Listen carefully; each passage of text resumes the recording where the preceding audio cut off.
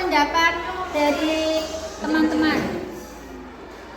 Saling tolong menolong, jangan mengejek, saling kerjasama, sesama teman, datang sekolah tepat waktu, tanpa mencintai tanpa dicintai, kelas bersih, mengambil atau memungut sampah yang ada di sekitar kita.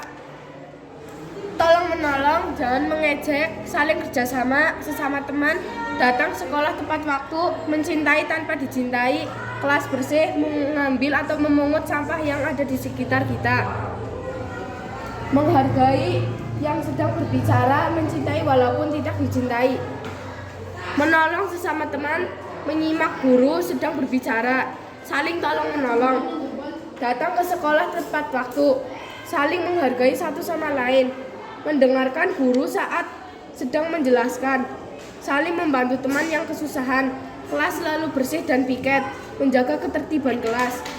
Tidak boleh mengejek teman dan tidak boleh membeda-bedakan satu sede, sopan santun, jangan membuli. Setiap anggota kelas harus bahagia. Setiap anggota kelas tidak boleh saling mengejek, membuli, apalagi membuli nama orang tua, dan saling berkomunikasi satu sama lain, menghargai pendapat yang berbeda dengan kita, saling menghormati walaupun berbeda agama, saling menghargai.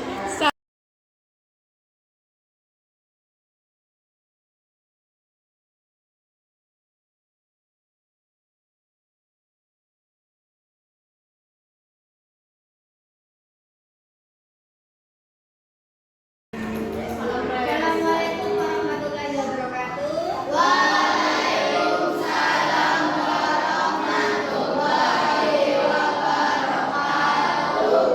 Ya, selamat pagi anak-anak. Bagaimana kabarnya hari ini? Baik, sehat, luar biasa. Ya, untuk mengawali kegiatan belajar mengajar pada hari ini, biar kalian semangat semua, mari kita tepuk semangat dulu. Yuk, duduknya yang rapi. Nah, kita tepuk semangat dulu. Tepuk semangat.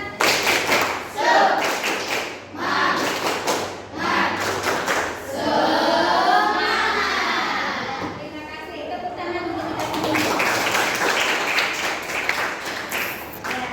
Untuk hari ini kita akan belajar matematika, tapi sebelumnya ini akan belajar tugas ya, tugas yang diberikan kemarin. Nah, untuk itu kalian siapkan, saya mengecek ajudan kalian. Saya akan satu-satu untuk mengecek tugas yang kalian. Jadi saat kalian nih maju ke depan.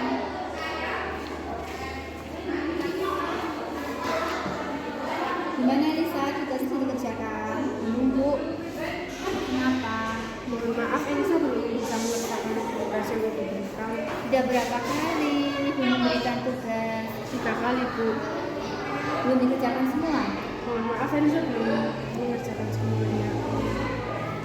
Ibu mengerti tugas yang diberikan. Biasanya kan memang malas kalau kita belajar di rumah sendirian. Mungkin juga dialami sama Mbak Lisa.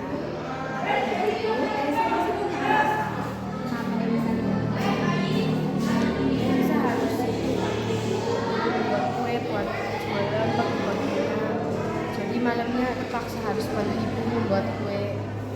Oh begitu. Adakah solusi ketika Elisa sedang mengerjakan tugas, tapi tetap Elisa tetap mengerjakan tugas, tapi tidak bisa membantu di rumah? Ada, Bu, Elisa harus bisa membagi waktu dan juga harus punya motivasi dan semangat yang kuat dan bisa mengerjakan tugas dengan baik. Oke. Elisa pasti latihan dengan kelas yang sudah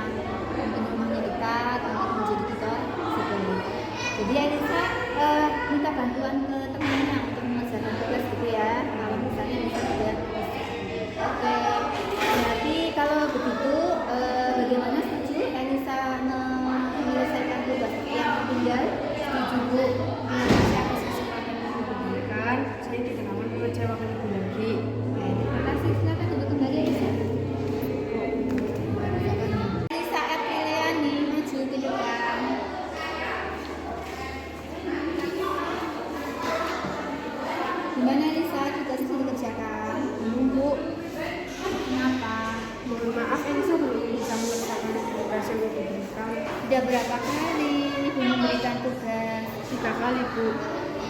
Belum dikerjakan semua? Mohon maaf, Elisa belum mengerjakan semuanya.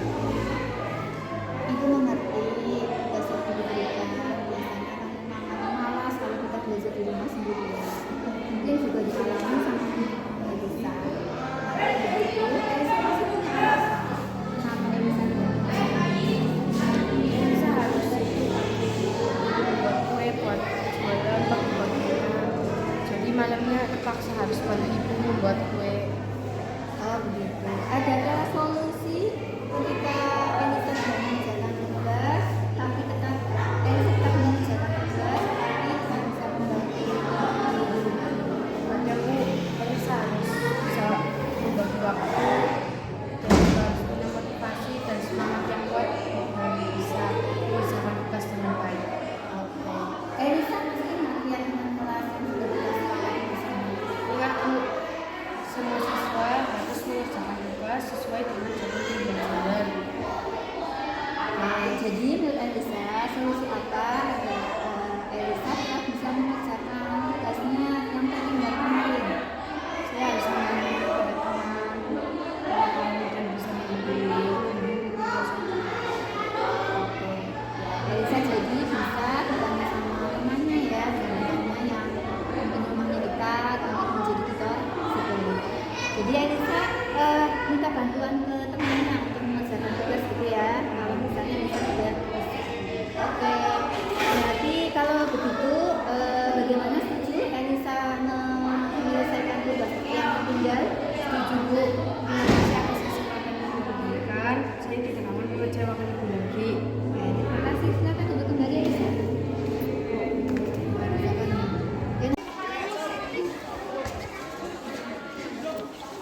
Ya silakan Elisa. Kamu tahu Elisa dipanggil ke sini sama ibu? Tahu, Bu. Kira-kira kenapa? Ini saya melempar buku. Kamu kan ini mematanya. Kamu tahu perbuatan kamu itu bisa menyakiti teman kamu? Tahu, Bu. Masih ingat keyakinan kelas kita yang sudah kita sepakati bersama? Kita harus saling menghormati. Nah, Elisa tahu keyakinan kelas yang sudah kita sepakati bersama, yaitu kita harus saling menghormati. Nah, kenapa? Alasannya apa bisa melakukan itu kepada teman Elisa? Bercanda, Bu, tapi nilai mukanya ini. Elisa tidak sengaja. Nah, kalau bercanda itu harus diperhatikan ya. Bercanda membuat kesakitan teman kamu itu berarti Elisa tidak menghormati teman Elisa sehingga membuat teman Elisa sakit. Nah, terus kira-kira solusi apa untuk menyelesaikan masalah ini? Saya akan minta maaf pada Ani dan tidak akan mengulanginya lagi. Oke, mudah-mudahan Ani nanti memaafkan. Dan nanti saya akan memanggil Ani untuk menyelesaikan masalah ini. Semoga Ani tidak ada masalah dan kelanjutannya Elisa itu ya tidak mengulangi kembali. Bagaimana, setuju? Ya, setuju, Bu. Ya silakan kembali ke kelas.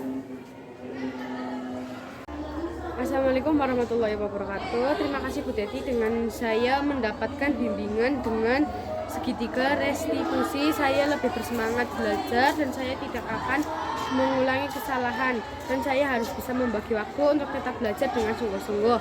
Saya merasakan dalam penyelesaian kasus saya tidak merasa tertekan dan takut. Penyelesaian yang harmonis dan berpihak pada murid kami dibuat benar-benar nyaman dan paham dan benar-benar menyesali kesalahan sehingga saya merasa nyaman berada di sekolah.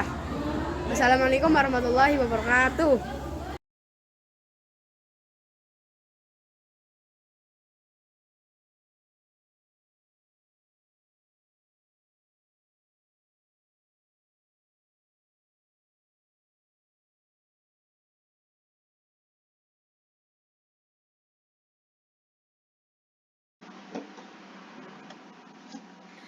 Bismillahirrahmanirrahim.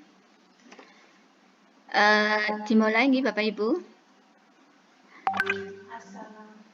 Assalamualaikum warahmatullahi wabarakatuh.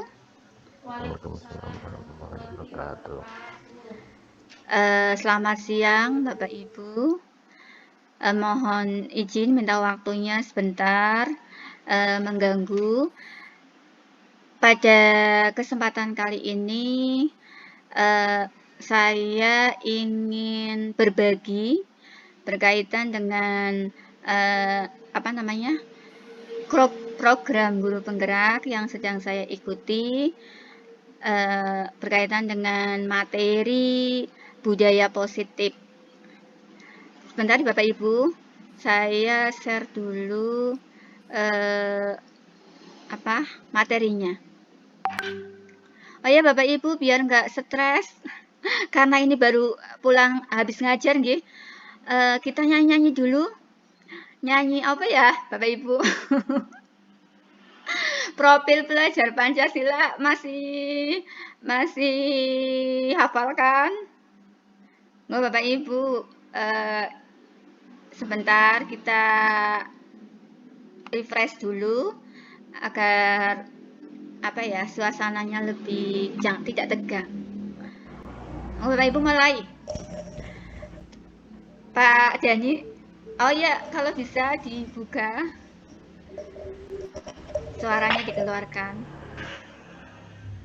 Profil pelajar Pancasila beriman dan bertakwa pada Tuhan yang Esa dan berakhlak mulia, berkebinekaan global, gotong royong mandiri, kreatif dan bernalar kritis. Oke, terima kasih Bapak Ibu.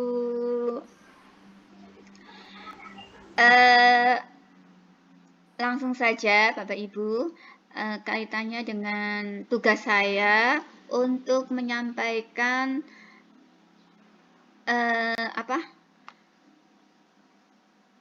materi budaya positif. Oh ya Bapak Ibu, sehat semua nggih pada pertemuan kali ini? Alhamdulillah sehat. Oke, terima kasih. Budaya positif. Bapak Ibu sudah biasa berkaitan dengan kata budaya. Budaya itu pembiasaan ya yang kita lakukan selama di sekolah.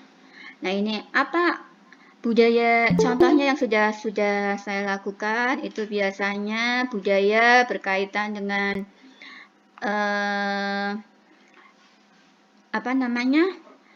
berdoa sebelum dan sesudah mengajar, budaya senyum sapa salam, budaya banyak hal budaya yang sudah kita lakukan di sekolah. Nah, pada kali ini budaya positif.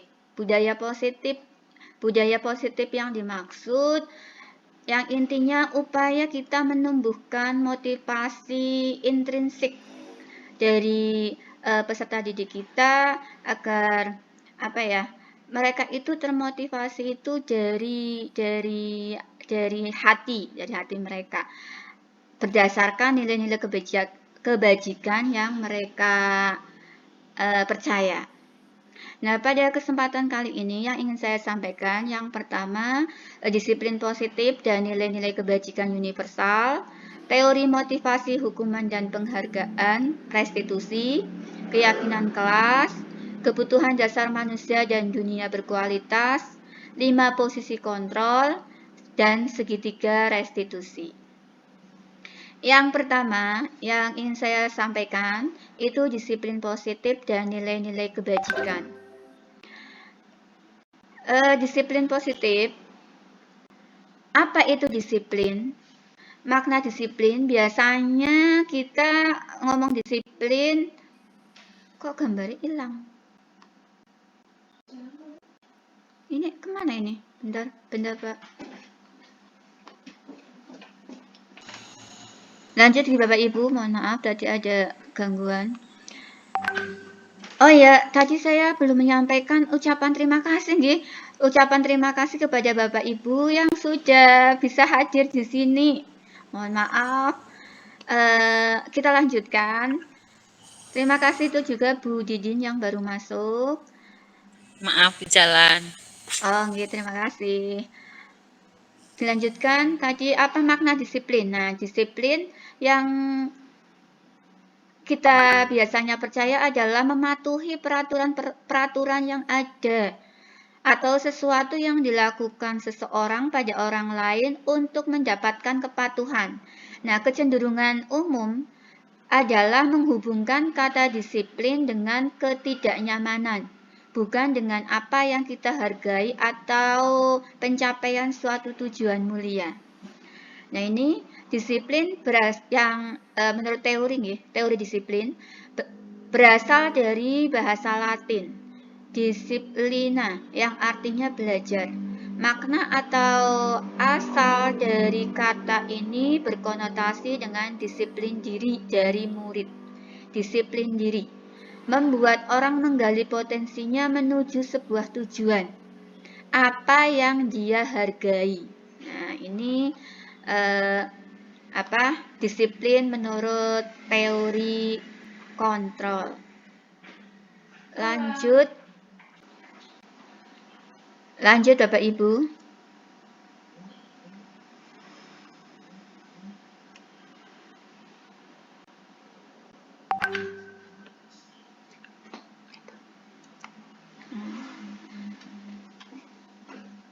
Disiplin positif.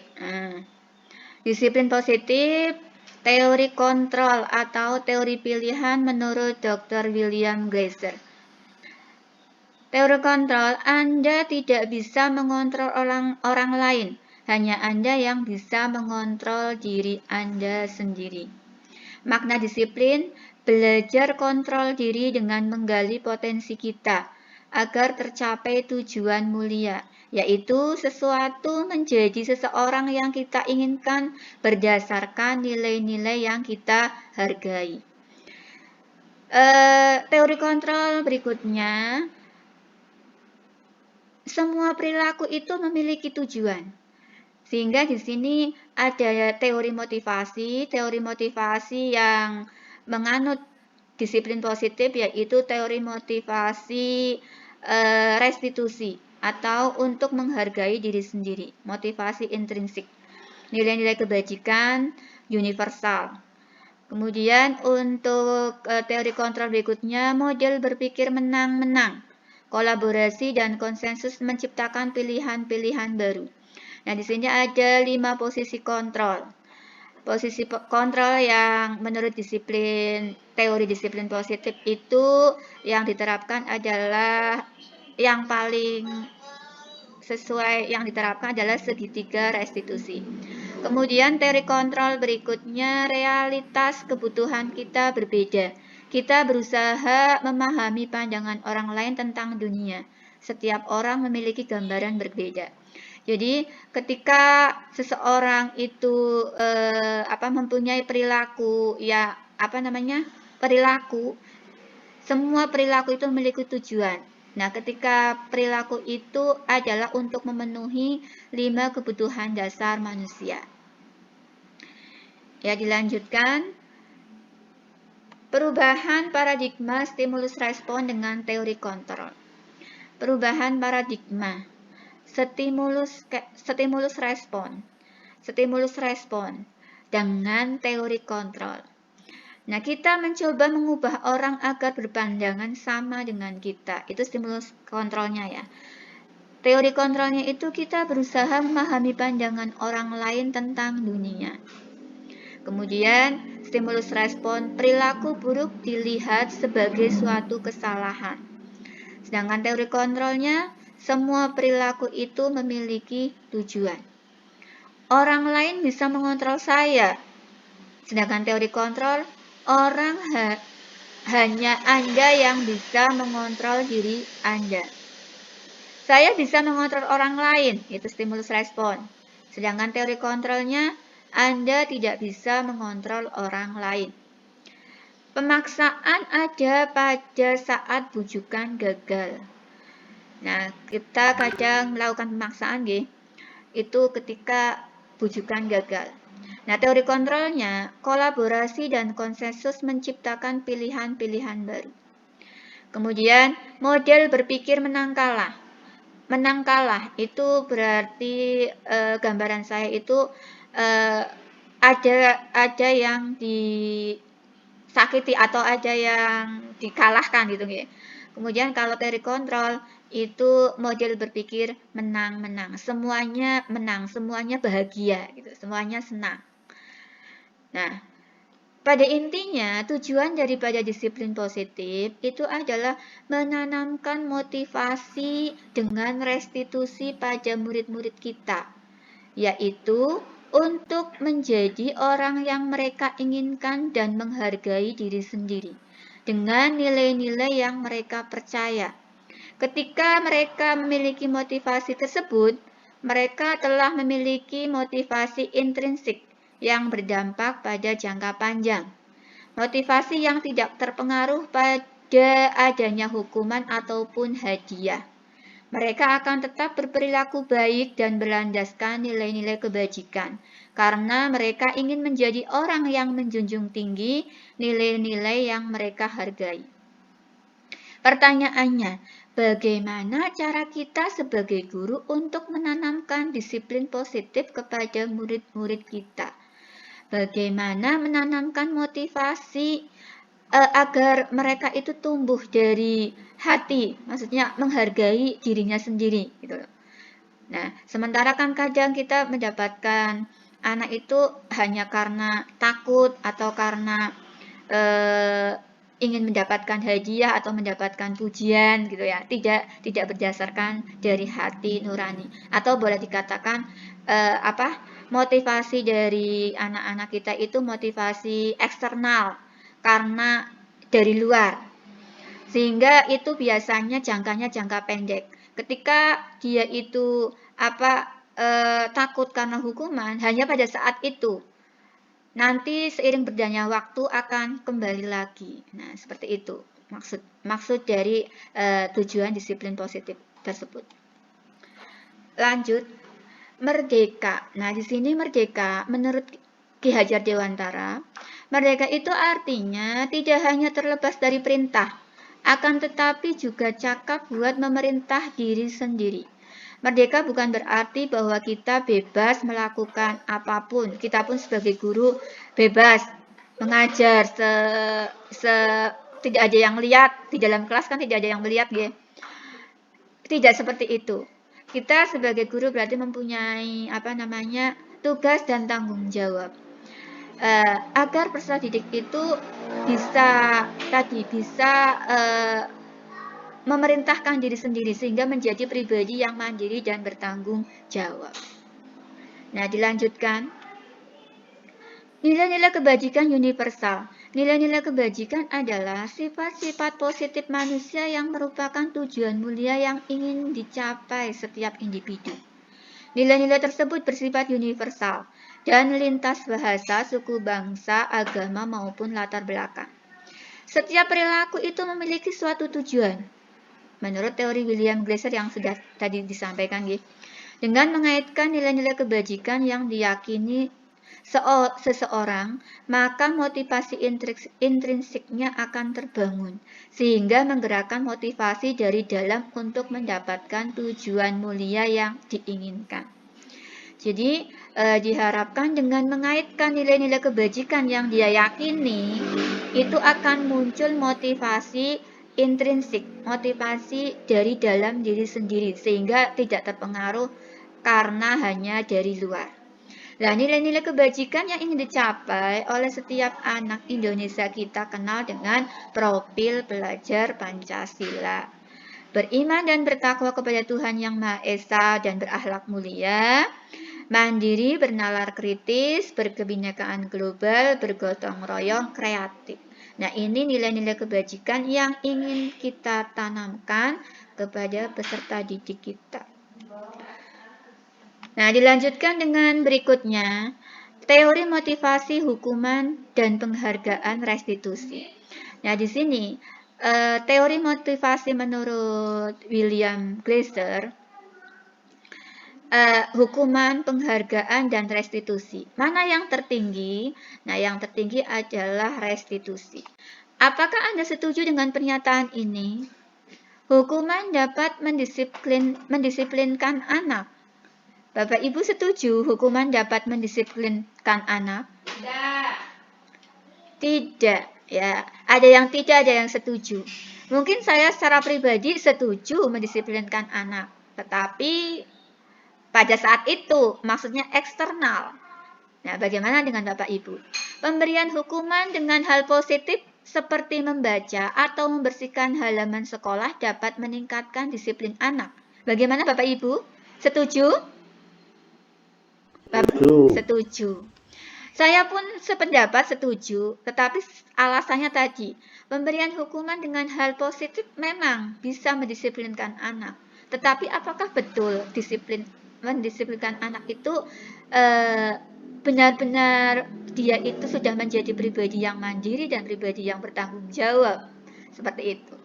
Memberi penghargaan dapat meningkatkan motivasi belajar anak. Setuju Bapak Ibu? Setuju, saya setuju. Memberi penghargaan dapat meningkatkan motivasi belajar anak.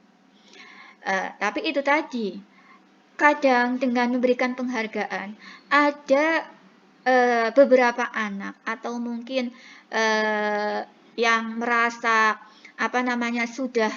sudah berusaha dengan semangat, tetapi karena tidak dapat penghargaan bisa menimbulkan motivasinya turun, bisa menimbulkan anak-anak yang lain juga iri. Intinya ada unsur-unsur negatif dari orang lain, sehingga ini akhirnya menimbulkan menang kalah, ada posisi seperti itu.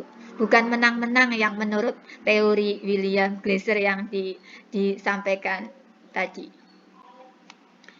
Teori motivasi perilaku manusia untuk menghindari ketidaknyamanan. Nah, hukuman itu lebih banyak untuk menghindari ketidaknyamanan. Apa yang akan terjadi apabila saya tidak melakukannya? Takut. Nah, ini motivasi eksternal. Untuk mendapatkan imbalan dari orang lain atau institusi, apa yang akan saya dapatkan apabila saya melakukannya? Nah, ini penghargaan, itu juga motivasi eksternal. Untuk menghargai diri sendiri, saya akan menjadi orang seperti apa bila saya melakukannya. Nah, inilah yang kita arahkan teori motivasi restitusi ini dengan model restitusi ini. Motivasi internal. Tujuan dari disiplin positif untuk menghargai diri sendiri. Saya akan menjadi orang seperti apa yang saya yakini. Itu arahnya seperti itu. Nah, di sini perbedaannya antara hukuman, konsekuensi, dan restitusi.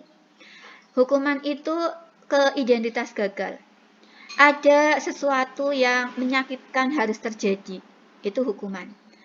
Kalau konsekuensi itu nomor 2, di atasnya hukuman. Sesuatu harus terjadi.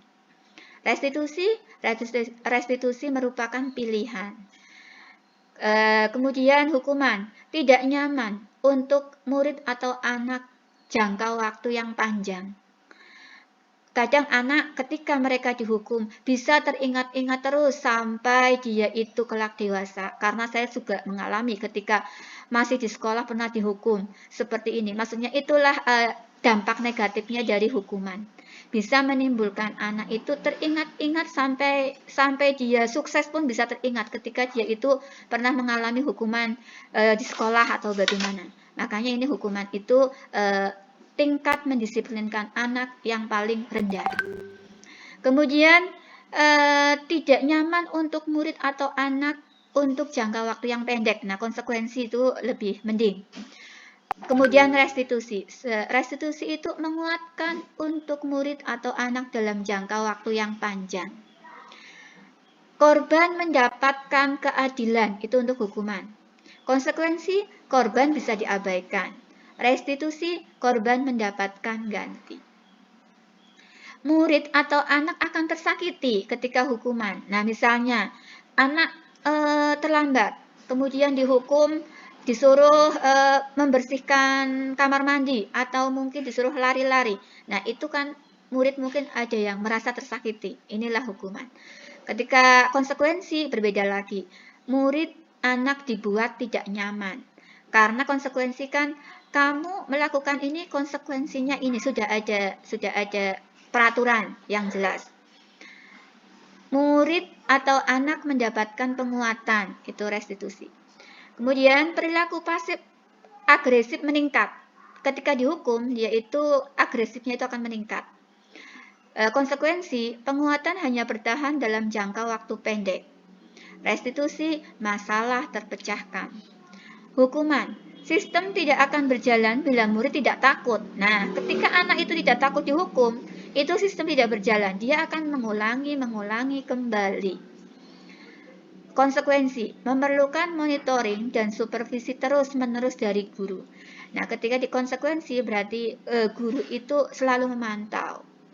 Restitusi, murid belajar bertanggung jawab untuk berperilaku.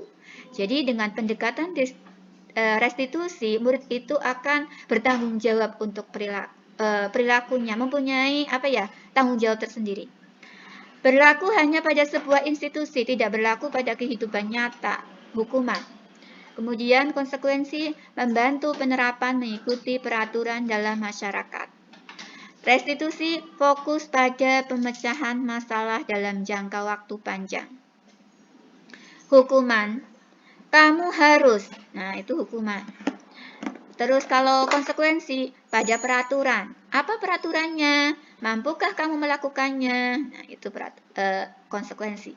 Restitusi, apa yang kamu yakini? Apa yang bisa kamu lakukan untuk perbaikan masalah ini? Solusi, ketika anak melakukan kesalahan, pada restitusi adalah anak yang menentukan sendiri dengan arahan dan bimbingan Bapak Ibu guru. Tetapi sesuai dengan nilai-nilai yang mereka yakini. Oh ya, tadi ya, murid atau anak membenci peraturan. Konsekuensi, kemudian restitusi, murid, anak menjadi menghormati dirinya sendiri dan orang lain. Lanjut Bapak Ibu, mohon maaf.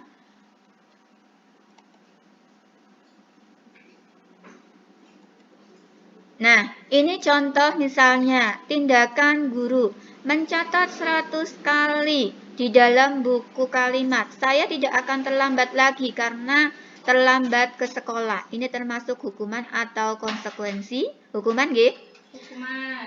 Lari mengelilingi lapangan basket 2 kali karena terlambat hadir di sekolah. Hukuman. Hukuman.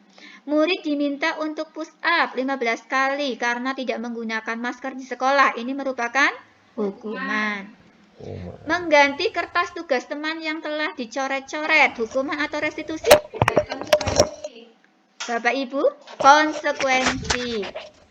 Membersihkan tumpahan air di meja tulis karena tersenggol pada saat belajar, hukuman atau restitusi? Atau konsekuensi? Konsekuensi. Murid disuruh untuk tidak mengenakan sepatu seharian di sekolah karena tidak mengenakan sepatu hitam. Hukuman atau konsekuensi? Hukuman. Lari mengelilingi lapangan basket.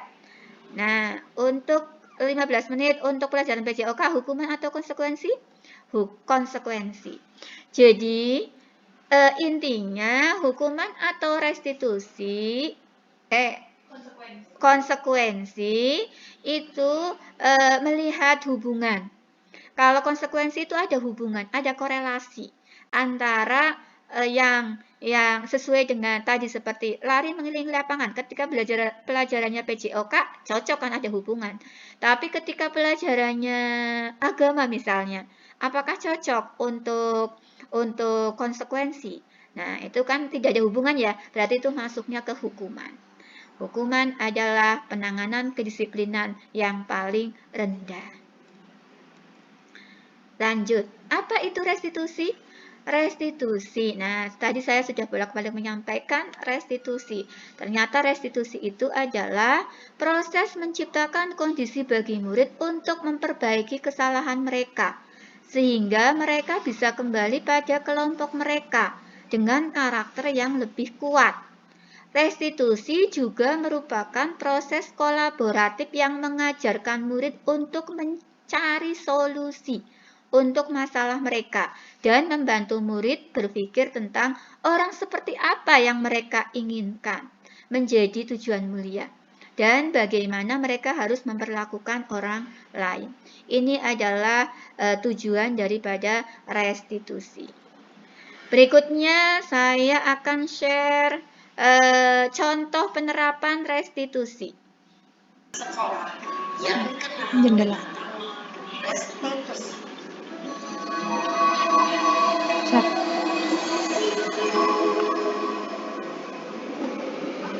Restitusi dikembangkan oleh pakar pendidikan dari Kosi, berlandaskan pada teori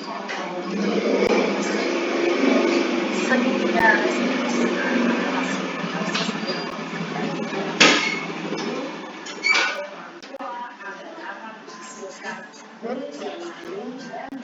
yang pada saat memiliki posisi manajer, aspek yang ditekankan pada murid adalah motivasi sehingga pemahaman nilai-nilai kebajikan dapat tumbuh dan berkembang menjadi suatu kebiasaan positif yang akhirnya menentukan hidup.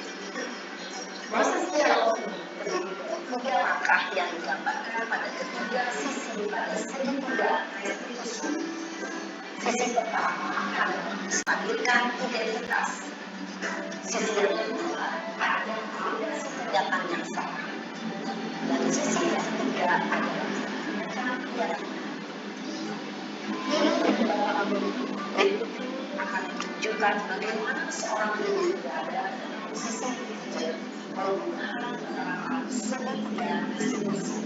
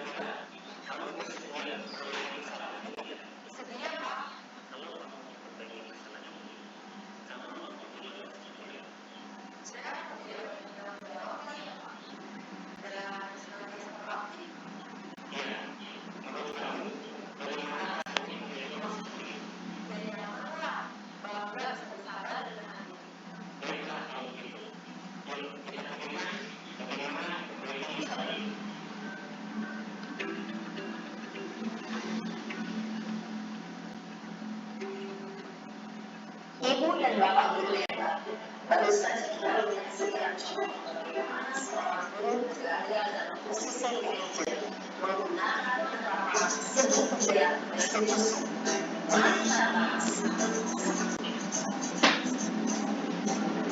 apakah saat ini kamu pernah menjadi orang yang baik untuk dirimu sendiri?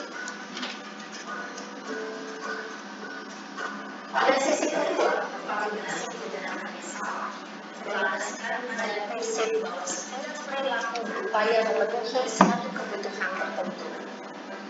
Guru yang telah memahami diri kontrol akan bergeser dari pemikiran stimulus respon yang berkembang dan mencoba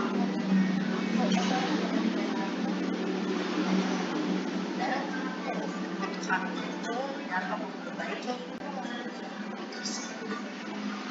pernyataan atau pertanyaan bisa disampaikan dengan sesuatu yang aku menunjukkan sehingga dapat mengembalikan murid pada posisi positif. 1. Kamu bisa saja berpindah menghindar bahan dari 2. Kamu bukan melakukan hal seperti paksa tertentu. 3. Kamu melakukan karena membenarkan sesuatu yang penting bagi. 4. Mungkin kamu bisa mempelajari suatu perilaku yang lebih efektif. Bersedia kamu mempelajarinya? Selanjutnya, kita akan simak sesi terakhir, yaitu mengadakan keyakinan. Teori kontrol tingkat motivasi secara inklusif saat dilakukan dan identitas sukses telah stabil, maka murid telah siap mengaitkan keyakinan-keyakinannya dengan tindakan yang salah dan pemikiran yang telah bergeser untuk orang yang berwujud. Pertanyaan-pertanyaan yang memberikan keyakinan-keyakinan yang kami miliki. 1. Sebagai keluarga atau kelas, apa yang kita yakini? 2. Memiliki apa yang telah kita sepakati? 3. Seperti apa dalam sebuah kelas yang ideal bagikan? 4. Kamu ingin menjadi seperti apa?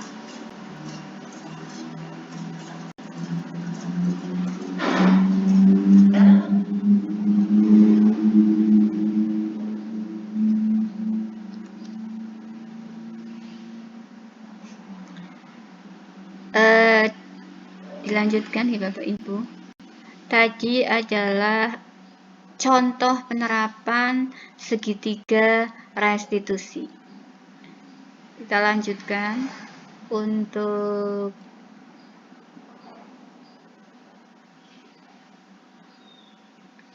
apa namanya?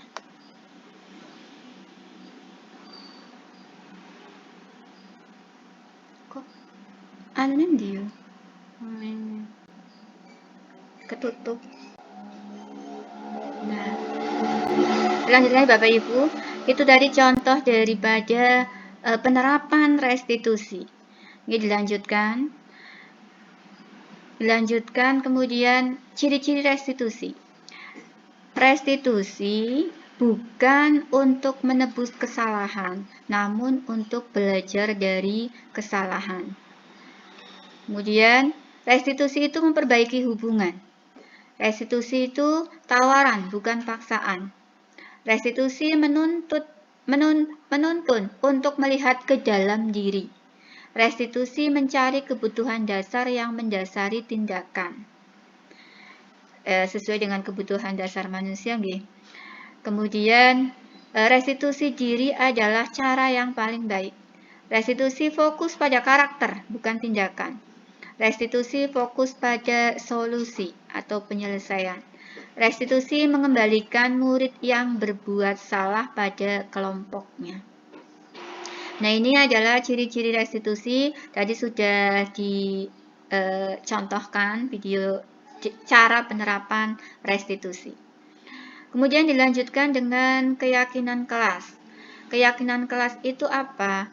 Keyakinan kelas itu berbeda dengan peraturan. Mengapa tidak peraturan saja? Mengapa harus keyakinan kelas?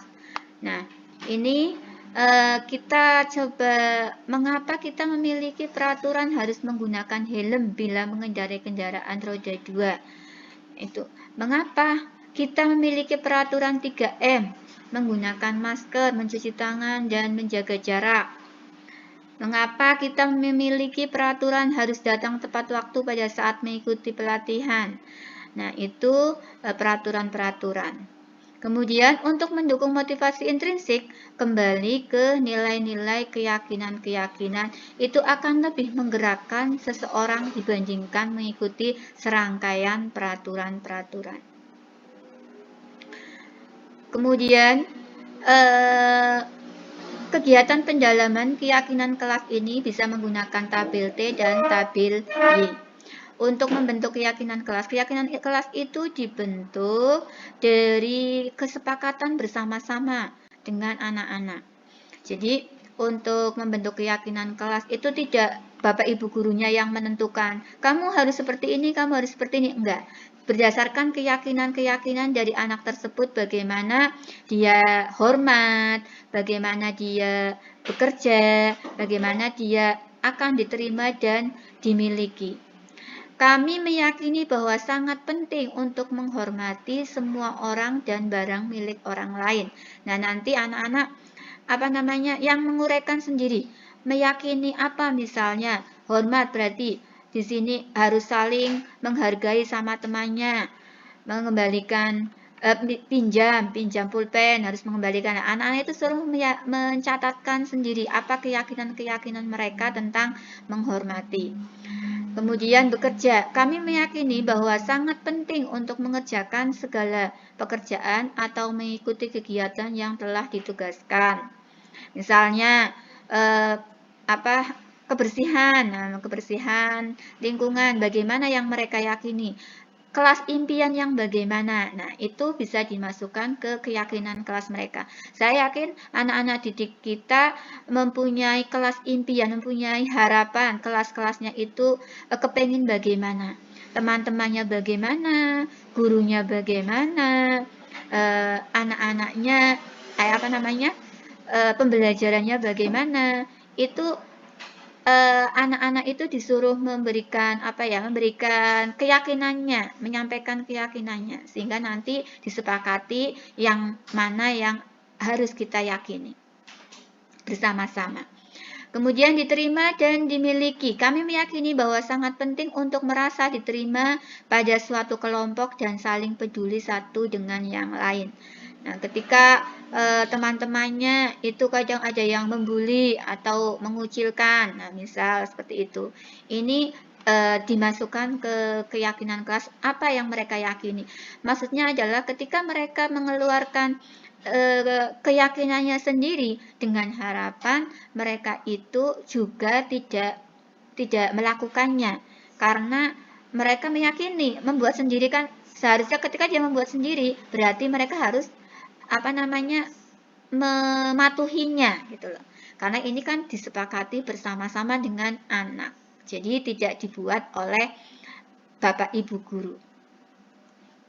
Ya, dilanjutkan kegiatan pendalaman keyakinan berikutnya bisa menggunakan tampak seperti dan tidak tampak seperti. Ini maksudnya apa?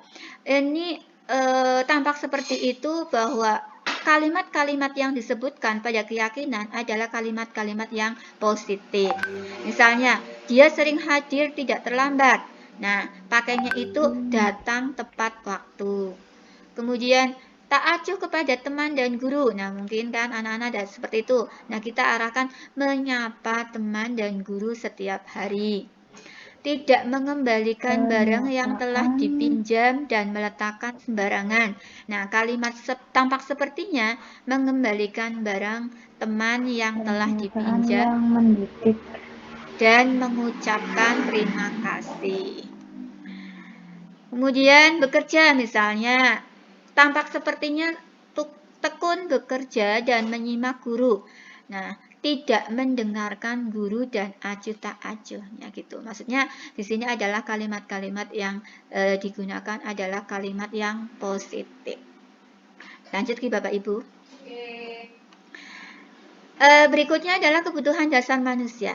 Seperti disampaikan tadi, menurut teori kontrol, bahwa perilaku manusia itu adalah memenuhi kebutuhan dasarnya. Ketika seseorang itu melakukan sesuatu, itu ada kebutuhan-kebutuhan dasar yang berusaha dia penuhi. Di antaranya kebutuhan dasar bertahan hidup atau survival. Kemudian penguasaan atau power. Kemudian kasih sayang dan rasa diterima. Kemudian kesenangan, kebebasan. Ini adalah kebutuhan dasar dari manusia. Semua manusia memiliki kebutuhan dasar yang ingin dipenuhi. Ketika peserta didik kita melakukan kesalahan, berarti peserta didik tersebut adalah sedang mencari kebutuhan dasar yang belum terpenuhinya. Bisa saja karena mereka kurang kasih sayang atau perhatian dari orang lain, atau mungkin juga karena belum makan, itu mungkin juga seperti itu juga bisa. Karena dia belum makan, akhirnya menimbulkan marah-marah. Kemudian bisa juga dia penguasaan, ingin menguasai teman-temannya, sehingga dia melakukan hal-hal yang kurang baik atau berlaku negatif. Jadi kebutuhan dasar manusia itu ada yang tidak terpenuhi ketika ada peserta didik kita yang melakukan kesalahan. Nah, itu mungkin dijadikan mencari apa sih kebutuhan dasar yang belum terpenuhi gitu. Ini seperti itu. Ini kaitannya dengan perilaku manusia didasari untuk memenuhi kebutuhan dasarnya. Terakhir yaitu 5 posisi kontrol. Nah, 5 posisi kontrol itu ada posisi kontrol penghukum, ada posisi kontrol merasa bersalah, kemudian teman, kemudian terakhir itu sebagai manajer. Berikut saya berikan contoh penerapan posisi kontrol. 5 posisi kontrol.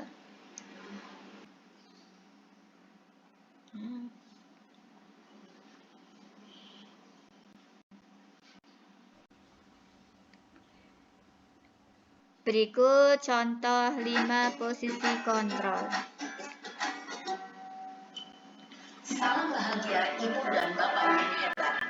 Dalam menerapkan disiplin positif restitusi, salah satu yang dikenakan adalah 5 posisi kontrol. 5 posisi kontrol dan restitusi adalah proses perjalanan seorang pendidik agar dapat mengenali lingkungan. Pada sesi kali ini, kita akan membahas tentang 5 posisi kontrol yang ditentukan oleh diagnosis dan contoh penerapan.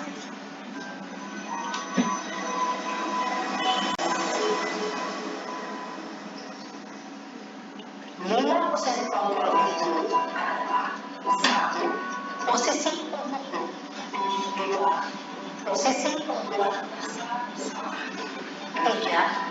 Posisi teman, 4. Posisi pemantau atau monitor, dan 5. Posisi manajer. Mari kita saksikan kasus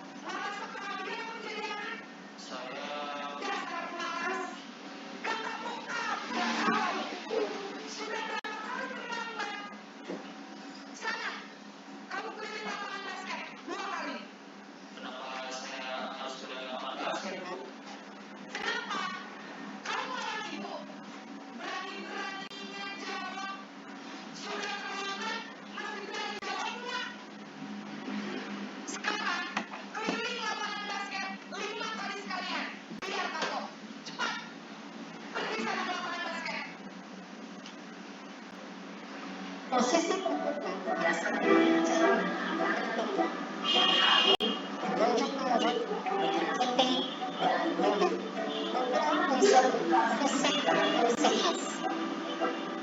Ibu dan bapak budaya dampak yang terjadi pada mulut ketika juga pada posisi tertentu adalah mulut cenderung akan membongkar bahkan menyimpan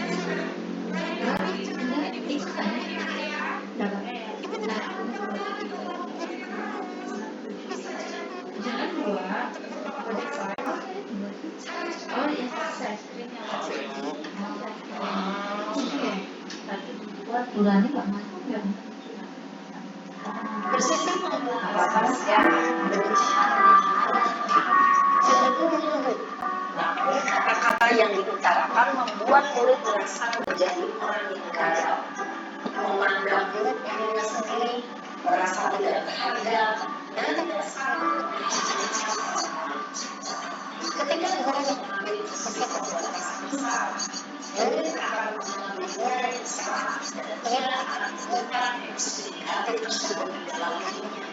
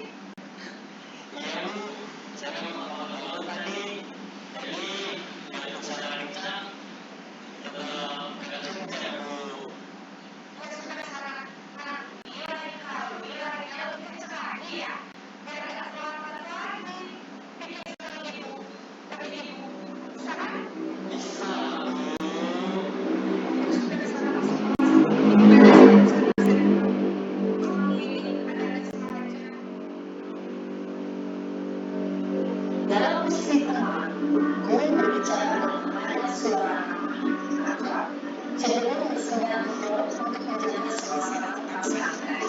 Murid akan merasa senang, aman, dan akrab dengan guru. Identitas yang tercipta adalah identitas sukses atau berhasil. Namun, jangan ingat, karena kalian masih berhubungan eksternal, maka ada satu kesempatan juga dan murid kepada orang lain. Di sini guru absen sehingga setelah waktu murid bisa bercerita murid namun hanya pada orang itu saja.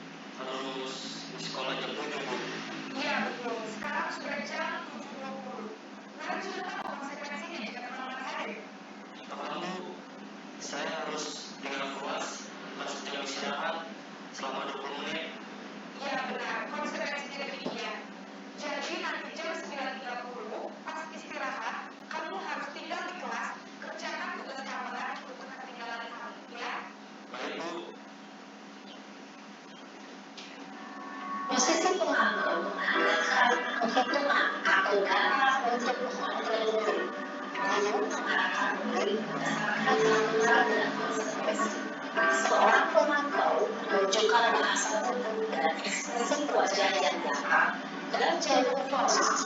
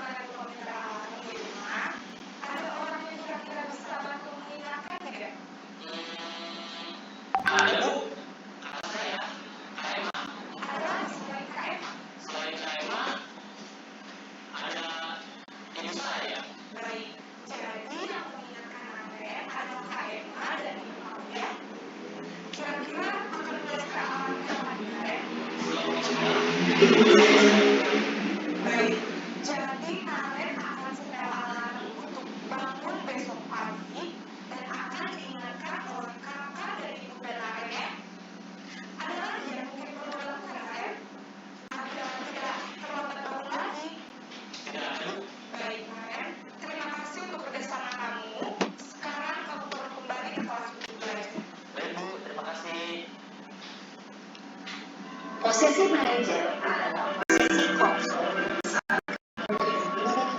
itu sedang disiplin dan disiplin, yaitu murid yang mandiri, bertanggung jawab, dan dapat memecahkan masalah. Tujuan dari posisi ini adalah agar murid dapat merefleksi atas tindakannya. Guru akan terus memberikan pertanyaan-pertanyaan bermakna, sehingga membuat murid dapat belajar dari kesalahannya dan mencari sebuah solusi untuk keberhasilan. Ibu dan bapak guru yang hebat, setelah mengalami aliran dan posisi kontrol, kira-kira posisi mana yang lebih ideal? Posisi mana yang dapat memberikan motivasi belajar? Ya, tentu posisi manajer. Posisi ini memang posisi ideal yang perlu mempunyai sembilan pendidik.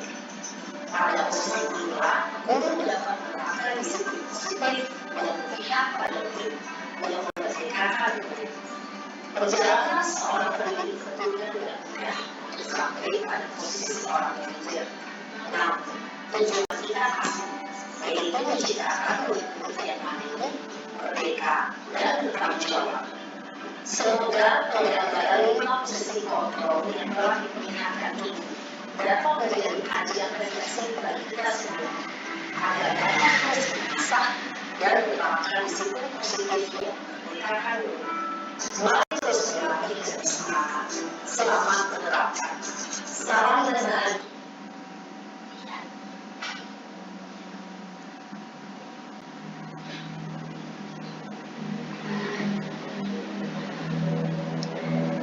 Oh iya, tadi Ibu Bapak Ibu, tayangan daripada 5 posisi kontrol yang tadi disampaikan ya. Berarti Bapak Ibu, posisi kontrol yang paling baik kita terapkan itu adalah posisi kontrol manager. Tapi saya saja baru tahu bagaimana penerapan 5 posisi kontrol kita berada di mana gitu loh. Itu ya Bapak Ibu. Kira-kira ada pertanyaan? Kayaknya sudah selesai. Masih ada satu lagi. Segitiga restitusi. Segitiga restitusi sudah dihitung ya Bapak Ibu, sudah ditayangkan tadi contoh penerapan segitiga restitusi, yaitu bagaimana tahapan-tahapan atau langkah-langkahnya dalam penerapan segitiga restitusi.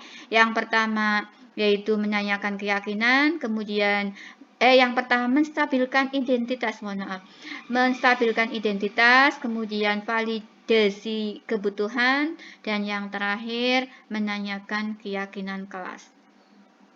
Untuk menstabilkan identitas bisa dengan kalimat-kalimat yang tadi, setiap orang pasti pernah melakukan kesalahan, kamu bukan satu-satunya orang yang melakukan itu. Nah, itu kalimat-kalimat yang menstabilkan identitas. Kemudian kalau kalimat yang validasi kebutuhan, kamu tentu punya alasan mengapa melakukan itu. Alasannya apa kamu melakukan itu? Adakah cara yang lebih efektif untuk mendapatkan apa yang kamu butuhkan?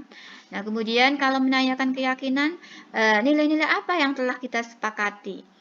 Kamu ingin menjadi orang yang seperti apa? Nah, ini nanti solusinya adalah anak-anak untuk mikir sendiri, apa yang perlu saya lakukan ketika saya melakukan kesalahan. Itu penerapan daripada segitiga restitusi. Nah, untuk membuat anak yang merasa gagal karena berbuat salah menjadi positif terhadap dirinya sendiri, ini adalah menstabilkan identitas. Seperti yang saya sampaikan, guru berkata, berbuat salah itu tidak apa-apa. Tidak ada manusia yang sempurna. Kita pasti bisa menyelesaikan permasalahan ini. Bapak Ibu juga tidak tertarik untuk mencari tahu siapa yang benar, siapa yang salah. Lebih tertarik untuk menyelesaikan masalahnya. Kalau kamu menyalahkan dirimu sendiri terus-menerus, apakah kamu bersikap baik pada dirimu sendiri? Menstabilkan identitas itu mengembalikan pada dirinya sendiri untuk menghargai dirinya sendiri juga. Kemudian validasi kebutuhan, membantu siswa mengenali kebutuhan yang ingin dia penuhi ketika melakukan kesalahan itu. Pada dasarnya setiap tindakan manusia punya tujuan. Nah, itu bisa dengan guru berkata, kamu bisa saja kan melakukan hal yang lebih buruk, tapi kamu tidak melakukannya. Kamu pasti punya alasan mengapa melakukannya. Apa yang penting bagi kamu? Kamu boleh tetap berusaha menjaga sikap itu, tapi tambahkan sikap yang lain yang baru. Maukah kamu belajar cara lain untuk mendapatkan yang kamu butuhkan tanpa harus memukul? Nah, ini validasi kebutuhan. Jadi intinya alasan-alasannya mereka melakukan itu, kemudian di Bapak Ibu mungkin bisa memberikan gambaran-gambaran juga. Apakah kamu bisa melakukan dengan lebih baik besok lagi? Ini contoh kalimat validasi kebutuhan. Yang terakhir, menanyakan keyakinan. Ana melihat kesalahannya dihubungkan dengan norma sosial dan nilai-nilai yang dia yakini. Nilai-nilai yang mendasari manusia berinteraksi dengan orang lain. Guru berkata, apa nilai yang kita percaya di kelas atau sekolah kita? Nilai-nilai universal apa yang telah kita sepakati? Kelas ideal yang seperti apa sih? Nah, ini bisa digambarkan dengan ketika mereka menginginkan atau harapan-harapan dari suatu kelas yang diimpikan. Kamu ingin jadi anak seperti apa? Nah, apa yang kamu rasakan ketika kamu melakukan itu? Kamu menjadi orang yang seperti apa? Nah, itu lebih ke impian-impiannya. Kira-kira cukup untuk sesi berbagi saya. Dilanjutkan, barangkali Bapak Ibu ada yang mau menanyakan. Kalau saya bisa menjawab, ya saya akan jawab. Monggo Bapak Ibu ada yang mau bertanya. Itu adalah yang saya pahami dan yang saya tahu berkaitan dengan disiplin positif atau budaya positif yang saya dapatkan dari pendidikan calon guru penggerak. Monggo Bapak Ibu ada yang mau bertanya sebelum saya akhiri berkaitan dengan disiplin positif atau budaya positif.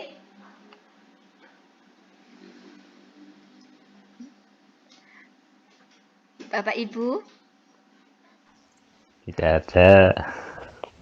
tidak ada. Apa sudah memahami semua tentang budaya positif? Halo Bu Teti, bertanya Bu. Oh, nggih, terima kasih Bu Indah. Iya coba, Atau mungkin memberi gimana? tanggapan. Apakah dengan adanya kesepakatan kelas atau keyakinan kelas yang sudah dibuat, bagaimana dengan peraturan boleh keyakinan itu kan boleh dalam jenjang kelas maupun keyakinan sekolah. Apakah peraturan-peraturan yang dibuat di sekolah itu sudah dibuat? Apakah perlu dibuat keyakinan sekolah, misalnya peraturan-peraturan siswa, ataukah bagaimana Bu Teti? Terima kasih. Oke. Ini menurut saya untuk peraturan-peraturan sekolah itu bisa direvisi menjadi keyakinan kelas. Maksudnya dari peraturan, karena kita kan sudah menggunakannya peraturan-peraturan. Nah, kalau misalnya kita revisi untuk ke depan menjadi keyakinan kelas. Dengan keyakinan kelas kan berarti peserta didik ikut berpartisipasi menyampaikan keyakinannya sehingga nanti menjadi satu kesepakatan bersama. Mungkin kalau peraturan itu yang selama ini kita ada itu barangkali boleh dikatakan sepihak ya, yang membuat adalah sekolah. Kalau menurut saya bisa direvisi untuk menjadi keyakinan kelas. Keyakinan sekolah, berarti keyakinan sekolah. Mungkin Bu Indah menanggapi tentang jawaban saya atau mungkin yang lain? Ya cukup Bu, cukup. Oke. Kira-kira tidak ada nggih Bu? Terima kasih atas waktunya Bapak Ibu menyenggangkan waktu bersama saya menyampaikan apa yang saya pahami dan yang saya dapatkan. Mungkin saya bisa mengambil sedikit kesimpulan yang intinya untuk disiplin positif atau budaya positif adalah upaya kita menumbuhkan peserta didik kita agar termotivasi secara intrinsik, tidak hanya secara eksternal atau ekstrinsik. Intinya seperti itu, agar peserta didik mempunyai sikap pribadi yang mandiri dan bertanggung jawab. Walaupun itu tidak mudah, motivasi intrinsik itu menurut saya tidak mudah, karena butuh waktu yang panjang dan butuh kesabaran yang tinggi sebagai peserta didik dengan menghadapi peserta didik yang beragam, dengan permasalahan pemenuhan kebutuhan dasar yang beragam. Itu tidak mudah, tapi apa salahnya kita berusaha untuk berusaha agar anak itu termotivasi secara intrinsik. Itu mungkin yang gambaran saya belajar di guru penggerak ini. Ternyata ada segitiga restitusi, itu hal-hal yang baru bagi saya. Segitiga restitusi, 5 posisi kontrol, terus kebutuhan dasar yang harus dipenuhi, itu ilmu-ilmu yang baru dari saya. Ternyata dikaitkan dengan teori-teori yang berkembang sekarang ini. Tadi ya, teori kontrol itu. Itu saja Bapak Ibu, mohon maaf kurang dan lebihnya. Terima kasih atas waktunya. Bapak Ibu boleh buka atau on cam sebentar untuk mengakhiri kegiatan ini.